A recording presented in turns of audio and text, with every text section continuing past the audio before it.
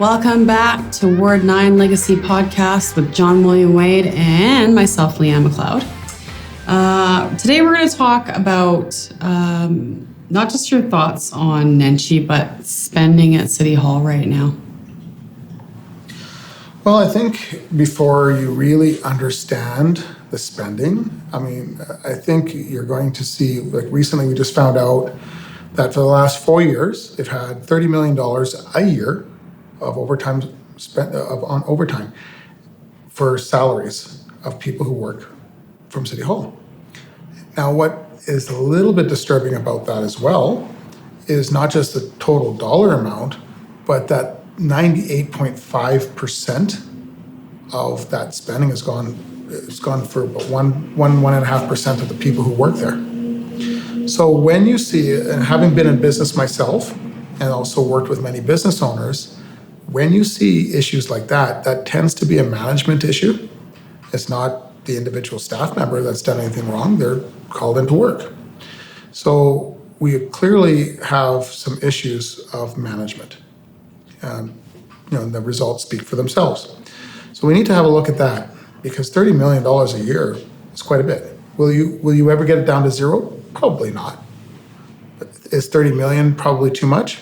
Yes, I would think so. But the biggest challenge that we have, I think, at City Hall is the way we even make our money, right? See, what a lot of people don't understand is that those property taxes that you pay, whether it's on your house or it's on your commercial property, or even if you don't own the commercial property, but you're a tenant or a residential renter, you're paying for those property taxes because it's in the rent, right? Especially on a commercial lease, because you've got a separate amount that you pay each month that is solely for the taxes and insurance. So we have a lack of transparency on how we make the money at City Hall. So if you look at it this way, and now knowing that I'm in real estate, so you can kind of see why it gets under my skin, and it gets under my client's skin too, is that the way we make our money is through the assessment of a tax on your property. And the people who come up with that value are employees of the City of Calgary. Now, they're not necessarily appraisers.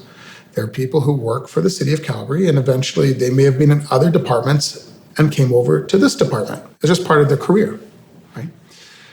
So they're assessing that. So they're pegging the amount that your property is worth, and based on that amount, they multiply what's called a mill rate, and then they get the value that you're going to have to pay.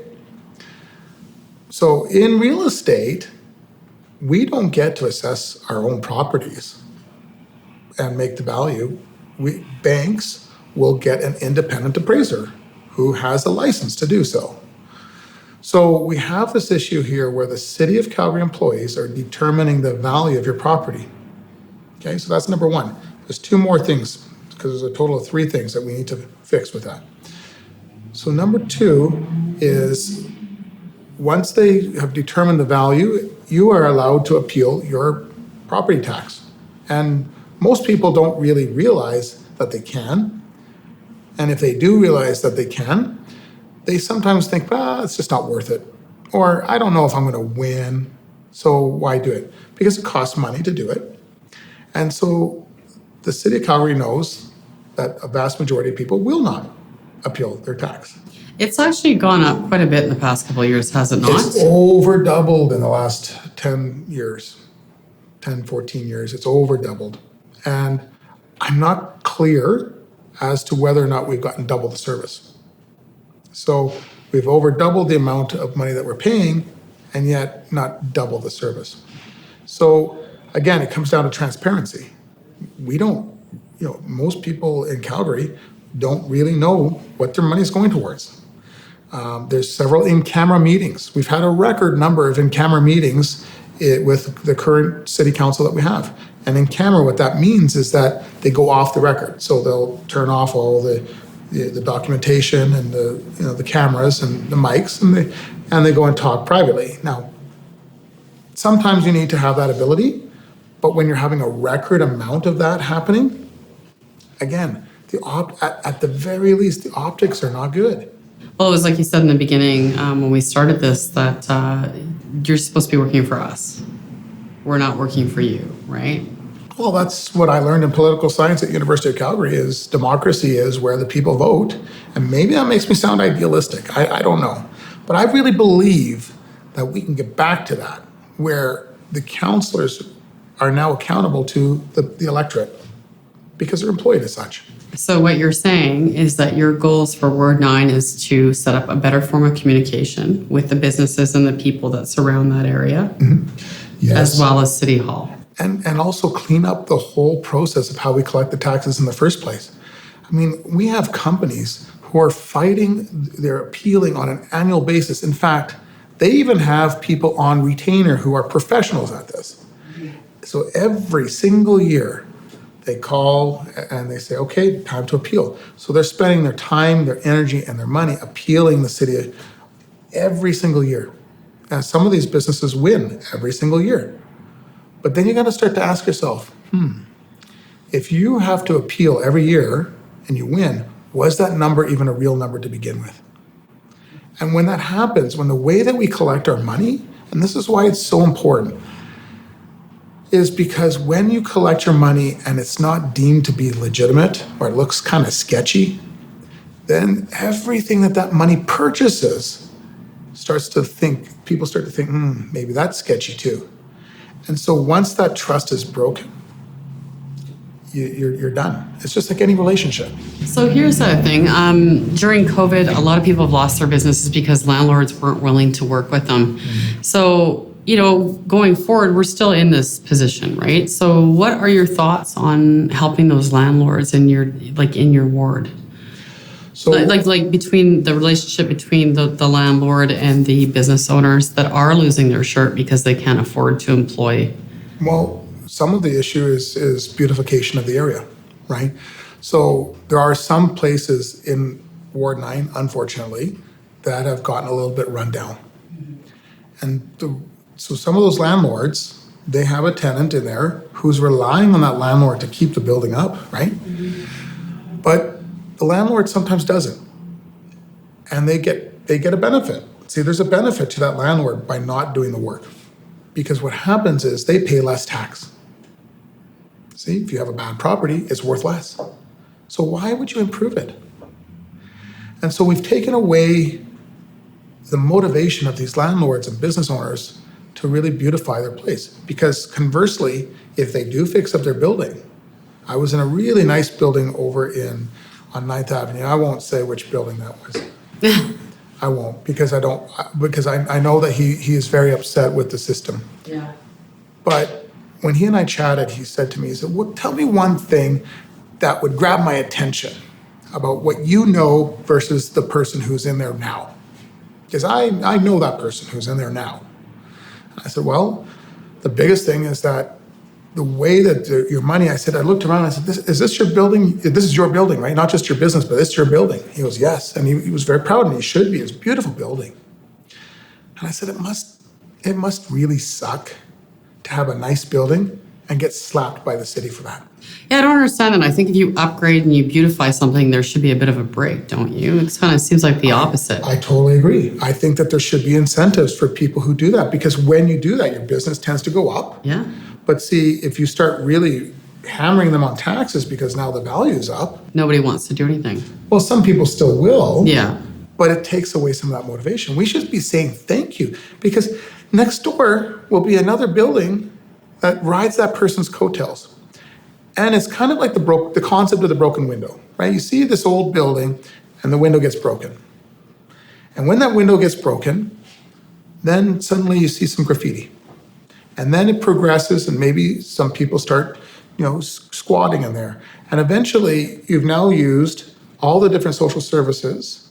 You've used charities, you've used bylaw, you've used police, fire, right? Sometimes these buildings get burnt. And we had that happen not too long ago in a couple of buildings.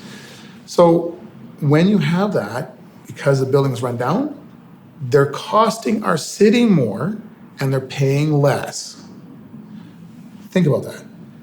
They're costing us, our city, they're using the services more, and they're paying less for them. That makes zero sense. It makes zero sense. Conversely, a landlord or a building owner who has really, even on the residential side, Taking pride. yeah, they've taken pride in what they own, and they've done this renovation, and then they pay more for the taxes. Well, maybe we should start saying thank you, because now that there's no broken window, they're not using our services as much, and they've improved the area's value as well.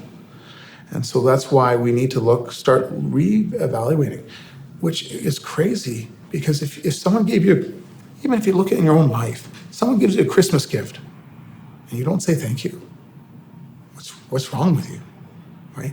We should be saying thank you to our leaders in Calgary who are really stepping up and trying to make this place more beautiful.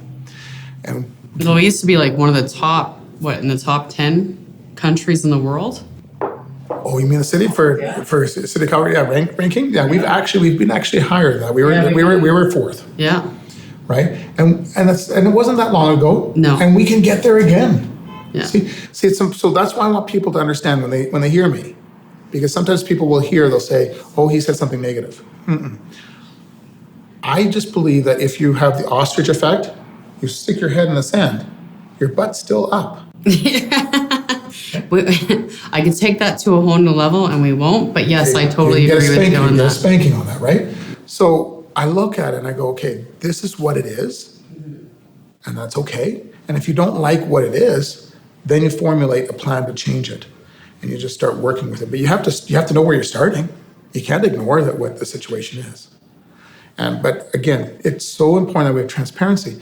Even the budget, when they give you the bill every year in the spring, they say, okay, this is how much your house is assessed at and how much you're going to pay for taxes.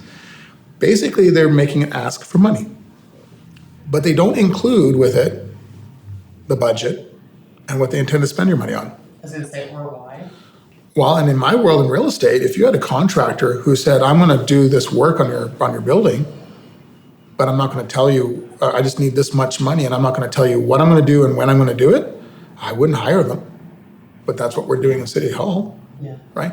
So we could, without any extra expense, we could include the link for the budget so that someone can click right on that link, go right to the budget and see it, and have a simplified version of the budget so it's not too complicated with a written explanation. Because as a contractor or even in real estate, it's not up to my client to reach out and try and learn everything. It's up to me to make sure that I reach out to my client, make it as easy and understandable as possible. Yeah. Because I know that when people don't understand something, the only logical answer is what?